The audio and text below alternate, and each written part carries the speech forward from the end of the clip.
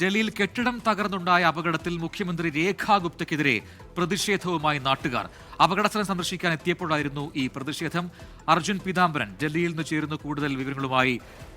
അർജുൻ, മണിക്കൂറുകളായിട്ടും രക്ഷാപ്രവർത്തനം തുടരുന്ന ഒരു സാഹചര്യം അവിടെ ഉണ്ടായിരുന്നു. ഇന്നലെ ഉണ്ടായ അപകടം, അതിന് പിന്നാലെ അതിന് കുറച്ചെങ്കിലും ഒരു വേഗമുണ്ടായത്, രക്ഷാപ്രവർത്തനത്തിന് വേഗമുണ്ടായത് നാട്ടുകാർ വലിയ പ്രതിഷേധവുമായി രംഗത്തെത്തിയപ്പോൾ മാത്രമാണ്.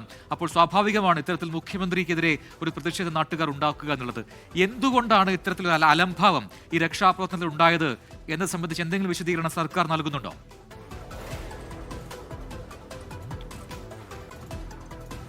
പ്രജിനി, അപകടം നടന്നിട്ട് 15 മണിക്കൂർ പിന്നിട്ടു. എന്നിട്ട് ഇപ്പോഴും അവിടെയുള്ള കുടുങ്ങിക്കിടക്കുന്ന 6 പേരെ കൂടി പുറത്തേക്ക് എത്തിക്കാനായിട്ട് രക്ഷാപ്രവർത്തകർക്ക് സാധിക്കുന്നില്ല. നമ്മളിന്ന് രാവിലെ മുതൽ അവിടെ എത്തുകയും അവിടുത്തെ നടപടികളെല്ലാം തന്നെ നിരീക്ഷിച്ചു വരികയാണ്. അത്തരത്തിലൊരു സംഭവം കേരളത്തിലായിരുന്നു സംഭവിക്കുന്നതെങ്കിൽ എത്ര വേഗത്തിലായിരിക്കും അവിടെ ഉണ്ടായിട്ടുള്ള രക്ഷാപ്രവർത്തനം എല്ലാം തന്നെ നടക്കുക, മാത്രമല്ല എത്രയും കാര്യക്ഷമമായിട്ടായിരിക്കും ഈ കാര്യങ്ങളെല്ലാം മുന്നോട്ട് പോവുക എന്നുള്ള കാര്യം ഒന്ന് താരതമ്യം ചെയ്യാനായിട്ടെങ്കിൽ നമ്മളൊന്ന് ആലോചിച്ചു പോകും.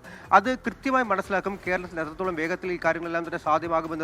ഇവിടെ എത്രത്തോളം, ഡൽഹിയിൽ എത്രത്തോളം അലസമായിട്ടാണ്, തികച്ചും അലംഭാവം എന്നുള്ള തരത്തിൽ തന്നെ പറയാം. അങ്ങനെ മന്ദഗതിയിലാണ് ഈ രക്ഷാപ്രവർത്തനം മുന്നോട്ട് പോയിക്കൊണ്ടിരിക്കുന്നത്. അവിടെ നിരവധി ആളുകൾ തൻ്റെ ഉറ്റവരെ കാണാനില്ല, സുഹൃത്തുക്കളെ കാണാനില്ല എന്നുള്ള കാര്യം പറഞ്ഞുകൊണ്ട് അവിടെ നിരവധി ആളുകൾ തടിച്ചുകൂടിയിരുന്നു.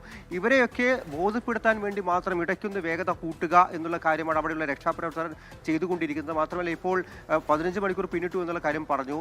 ഇനിയും ആളുകൾ കുടുങ്ങി കിടക്കുന്നുണ്ട്. ഇവരെ പുറത്തേക്ക് എത്തിക്കാൻ സാധിക്കുമോ എന്നുള്ള കാര്യം, പ്രത്യേകിച്ചും ആ 5 നില കെട്ടിടം അത് പൂർണ്ണമായിട്ടും എപ്പോൾ അവശിഷ്ടങ്ങൾ മാറ്റി കഴിയാൻ സാധിക്കും, അതിനു വേണ്ടിയുള്ള ക്രെയിനോ സാമഗ്രികളോ ഡൽഹിയാണ്, എന്നിട്ട് പോലും കൃത്യമായി എത്തിക്കാൻ സാധിക്കുന്നത് എന്നുള്ള കാര്യമാണ്. മാത്രമല്ല കഴിഞ്ഞ ദിവസം തൊട്ട് വലിയ രീതിയിലുള്ള വാഗ്വാദങ്ങൾ, പ്രത്യേകിച്ചും ഈ കെട്ടിടത്തെ സംബന്ധിച്ച് തന്നെ ആദ്യം പറയുന്നു 3 നില കെട്ടിടമാണ് എന്നുള്ള കാര്യം, അതുപോലെ തന്നെ കണക്കുകൾ തെറ്റാണ് എന്നുള്ള കാര്യം, അത്തരത്തിൽ ചില പരാമർശങ്ങൾ മുഖ്യമന്ത്രിയുടെ ഭാഗത്തുനിന്ന് കൂടി വന്നതോടെയാണ് അവിടെ തടിച്ചുകൂടിയ ആളുകൾ മുഖ്യമന്ത്രിക്കെതിരെയും പ്രതിഷേധവുമായി രംഗത്തെത്തിയത്. പ്രജിത്, ശരി, ഇപ്പോൾ ദൃശ്യങ്ങൾ കാണാം. മുഖ്യമന്ത്രി രേഖാ ഗുപ്ത അവിടെ എത്തിയപ്പോൾ മുഖ്യമന്ത്രിക്കെതിരെ പ്രതിഷേധിക്കുന്ന അവിടുത്തെ നാട്ടുകാർ കൂടിയാണ് ഇപ്പോൾ ആ ദൃശ്യങ്ങൾ നമ്മൾ കണ്ടത്. അർജുൻ പീതാംബരനാണ് ഡൽഹിയിൽ നിന്ന് വിവരങ്ങൾ നൽകിയത്.